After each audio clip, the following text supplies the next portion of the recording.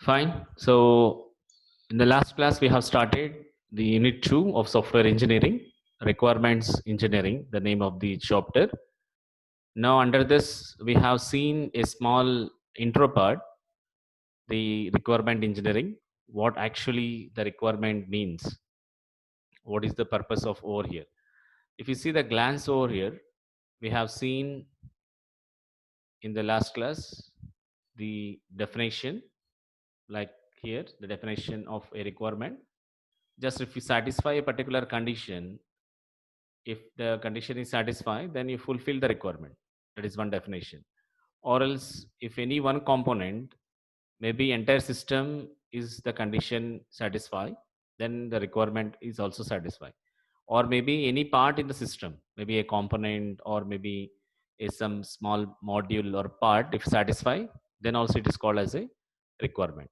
Simply, if you represent in the form of a documentation what the sort of the condition 1, condition 2, if you are satisfied, then also it is called as requirement. In a single line, a task which can fulfill the requirement, a task which can fulfill the input, gives the desired output, then it's also called as requirement.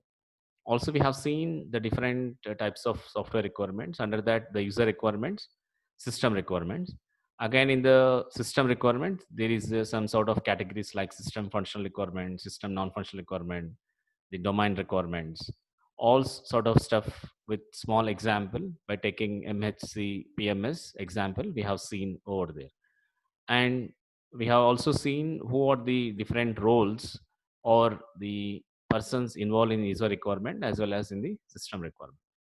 Now let me go for today the first topic, functional and non-functional requirement. See in depth of this one. Let me discuss little bit more detailed about functional requirements as well as non-functional requirements. As a part of this, let me start with first one, functional requirements. The functional requirement, as I said you in the previous class, that if you are defining that requirement in the form of a statements, for example, that statements can be the statements. These are statements of services. These services is the first services how the system should react to a particular input. As we talk about function, normally function means what? To do or to complete a particular task is called as functional. Functional in the sense, for a given input, whether the desired output is comes or not, the middle, the process how we are going to be make manipulate, make managing and operating with that inputs to get the desired output is called as the function. In between the input and output, this functional requirement will act. Now how the system will react for a given set of inputs, how it will be reacted. When I wrongly press any button, how the system will react. When the wrongly I can give the input, how the system will react. When I giving the exact or the true input, how the system will react. When I am giving by mistake, how the system will react. Now the second service or the second statement has to observe is how the system should behave in particular situations. So these are the 2 points or 2 statements where it is going to be concentrating in the functional requirement. How it will react for a given input, how it behave in a particular situation. So it should be both complete and consistent, as we discussed previously. Completeness is nothing but by the user should be defined. Whatever the user has asking for you to complete a particular task, if it will fulfill, then it is called as completeness. Consistency means should not have any contradictory. Means there is no partially completed, partially satisfied. It should be very transparent. There is no compromising in the requirement, compromising in the fulfill of particular task. So there is no contradictory definition. If it is not there, if there is no ambiguity in the requirement satisfaction, then it is called as consistency. Completeness means all the services, whatever the thing the user is asking to the developer or to the stakeholder, all should be has to satisfy, then it is called as completeness. So both should be to achieve this one, completeness and consistence. To achieve this one, it's a very difficult task for lot system, right? So in simple, the functional requirements can be say as how your system behave for a given input, how your system will react for a given input, and how your system is behave for a particular situation. Take an example, as already we have considered this example, that is the MHC PMS system. This MHC PSS system we are going to consider over here for functional requirements. Now let me see what are the functional requirements for this project. The name of the project here is MHC PMS. Now, to maintain this one about patients receiving treatments for mental health problems, the first functional requirement is a user shall be able to search the appointments list for the clinics. Means if your system is providing the different services, you had to give the input a search button or a search field where it search for the appointments of the different clinics your system has providing different clinics of that. So different clinic means based on uh, the symptoms of disease, they can search for the different clinics over there. The second part is the system shall generate each day for each clinic a list of patients who are expected to attend the appointments that day. The third functional requirement is the staff member using the system shall uniquely identify his or her 8-digit employee ID or employee number.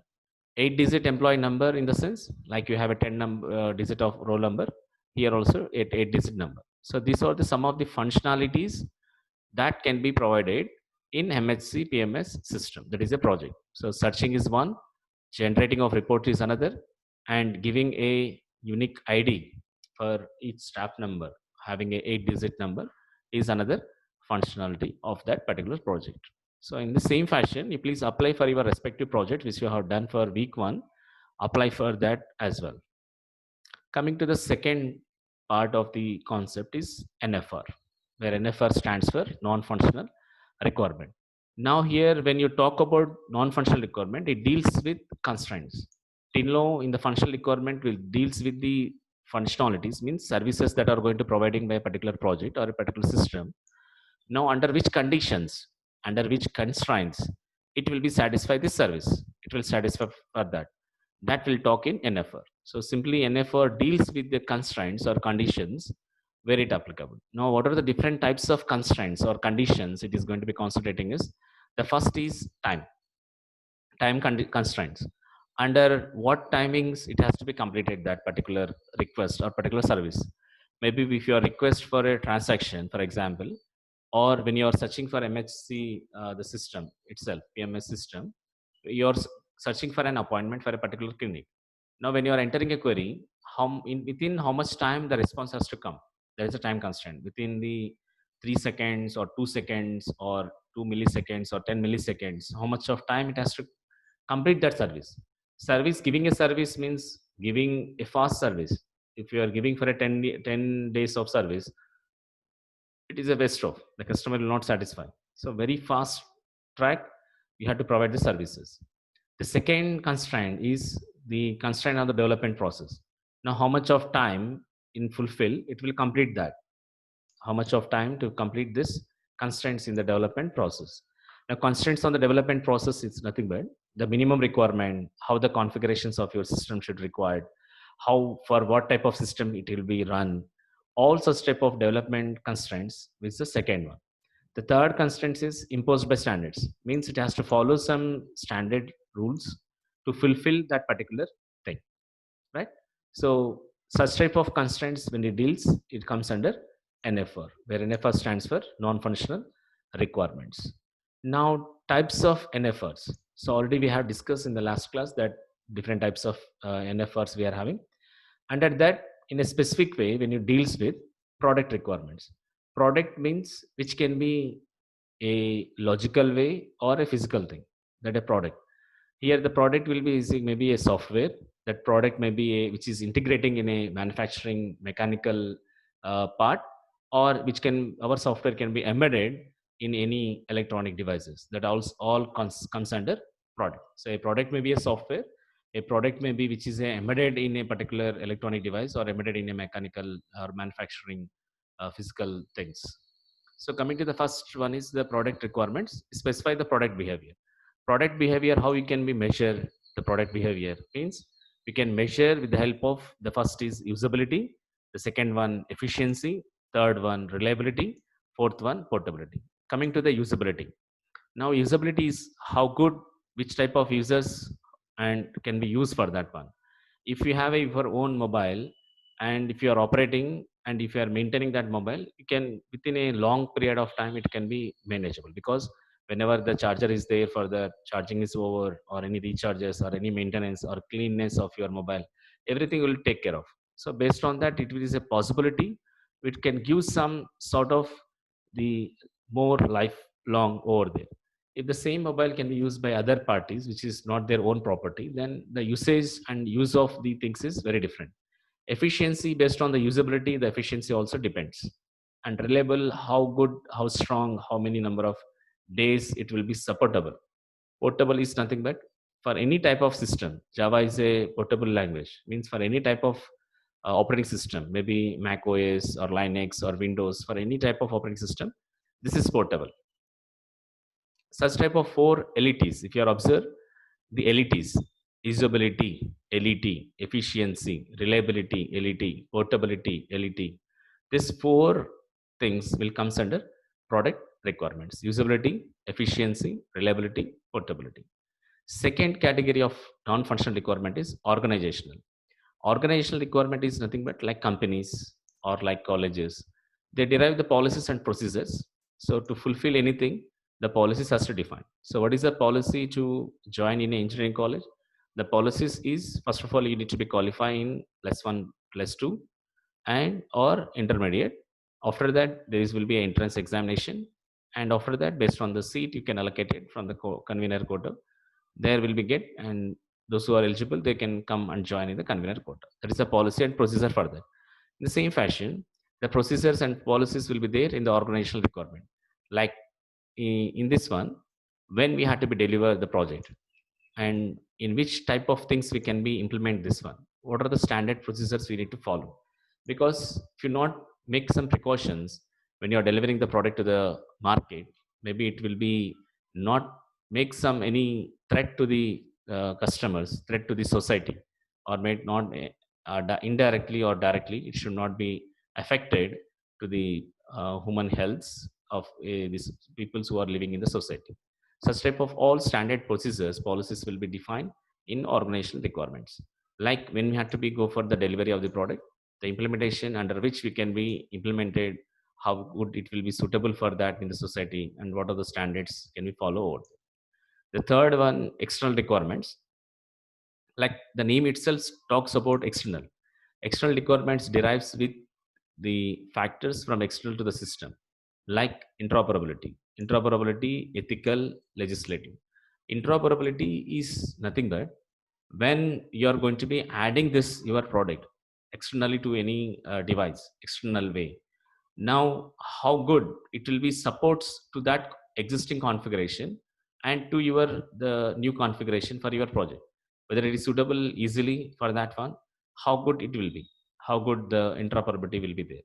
Best another example, you're having an ATM, for example, the bank's having the ATM, they are going to be make some ATMs in different locations.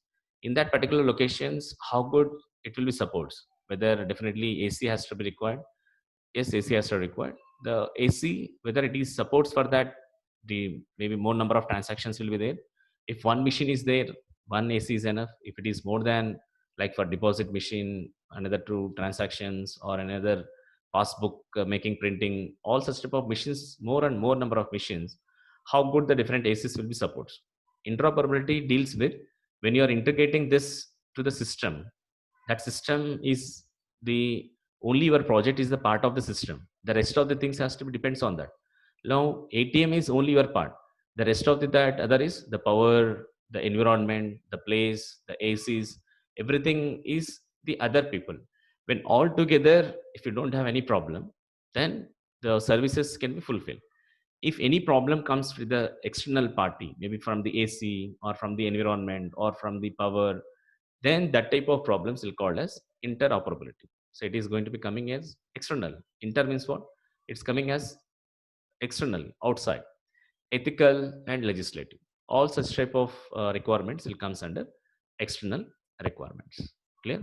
Now these are the three NFRs. One is product requirements, under which we have usability, efficiency, reliability, portability.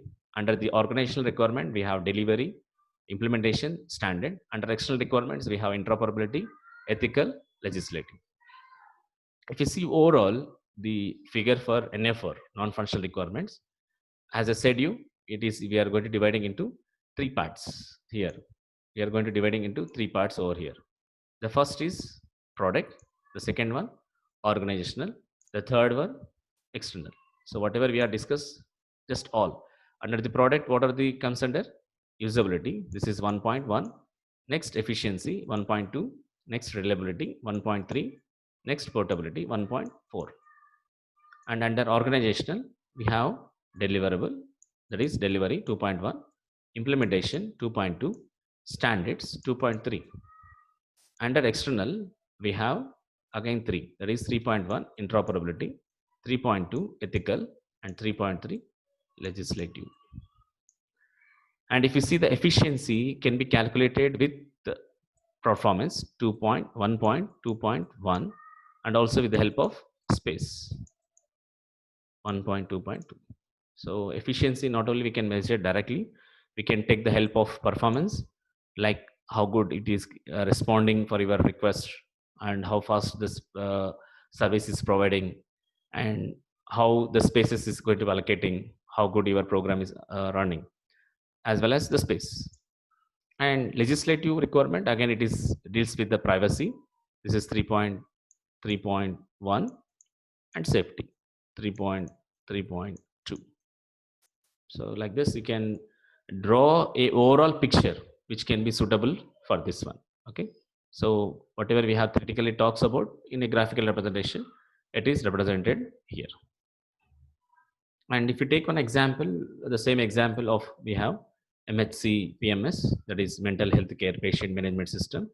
MHC stands for mental health care, the PAMC stands for the patient management system. So we have discussed in a NFR 3, that is product, the second one organizational, third one external. If we talk about the product over here, the product is consisting all the clinics, we are going to be searching for that. So in this one, working hours normally it is a Monday to Friday 8:30 to 5:30 normally. Now the product requirement is the downtime with normal working hours shall not be exceed 5 seconds in every day. Downtime in the sense, if any problem appears in a working days, Monday to Friday, within 5 seconds, the problem has to be rectified. The downtime should not be exceeded more than 5 seconds. Such type of requirements we are going to talking in product. If you see organizational, they are defining using their some health authority identity card, like every we have Arogis card. In the same way here, for the authenticated peoples who are eligible for that Arogis records, they have like health authority identity card. Such type of requirements comes under organizational requirement. External requirement will deals with the privacy provisions. Privacy positions is set out. In the privacy positions is nothing but like all the diseases should not be revealed to everybody, because some diseases can be hide, some diseases can be revealed. So because of some diseases which can't be revealed, so that the peoples can be see in a different way. So we have some for the maintain some privacy for the patients. Such type of requirements will comes under, as an example here, external requirements, right? So if we talk about the metrics which are going to using for NFR, non-functional requirement, now already had defined you in the week 2, a metric means what? A measurement, maybe with respect to quantitative. With respect to quantitative, if you measure, then it comes under metric. So metrics are, again, we'll talk about in the 4th unit. 2 types of metrics we have: product metrics, process metrics.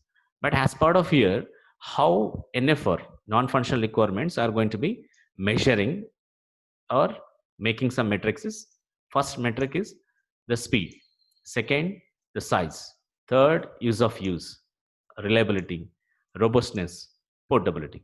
Now all such type of metrics we are going to be measuring. How? Now how you are going to measuring a particular speed of a particular project, say for example MHC PMS, the same system or same project, how you are going to be calculating? The metric here is speed. Now how you are measuring? Processed transactions or per second, this is second per user, or per second, this is a, we are performing some transactions. For example, if you are providing a service, how per second, how many number of transactions, how many number of services you are providing, or user versus event response time. When user is asking some request, how the response is coming. That based on that also we can, based on that measure also we can calculate the metric called as speed. Screen refresh. When I click F5 or right click refresh, now how much of time, within how much of time it is going to be giving the new page, refreshing that page. That also here comes under the speed. So these are the three different measures where we can deals with speed metric. In the same fashion, size can be measured in MB, that is megabytes, or number of the chips of read-only memory, ROM chips. It is going to insert it. Based on that, we can define the size. Ease of use means how good easily one can learn how to use your product. Most of the apps initially you don't know how to use it. Initially WhatsApp also you don't know how to use it. But whether you have taken any training for that, for learning of WhatsApp, whether you have taken any training for how to use the phone pay, based on seeing some options, based on learning from friends, you can learn some apps, some systems, some projects. Whether it is required any training time, whether it requires any number of help frames, based on these two measurements, we can calculate use metric. Coming to the next metric, reliability. MTR, that is MT, the mean time to failure. The mean time, MTF, you can also use mean time to failure. Mean time to failure means in how much of time it will be get whenever a system fails, it is recovering, it is rectifying over there. Any fault occurs, how much of time it is taking to tolerate that and taking to recover. And probability of the unavailability, how much of time it is not available, so how it is going to be calculated over there.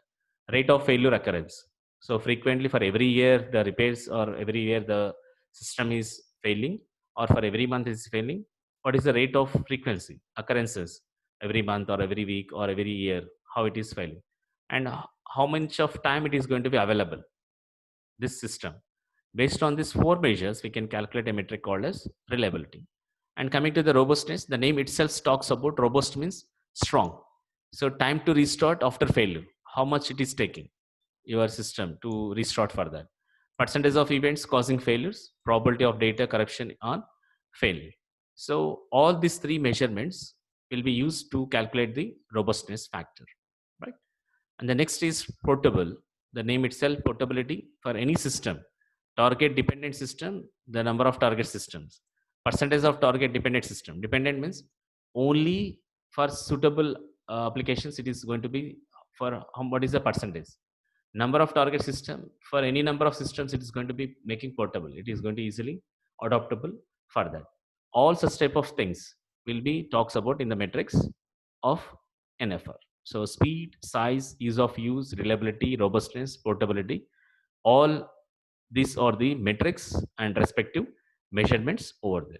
So just now we have discussed about the functional requirements, how it will be workouts with an example, and also non-functional requirements, and again the types of non-functional requirements with some graphical representation. Also one example for NFR with the help of the MHC PMS system, and the metrics which are going to using for NFR. So that's about functional requirements and non-functional requirements.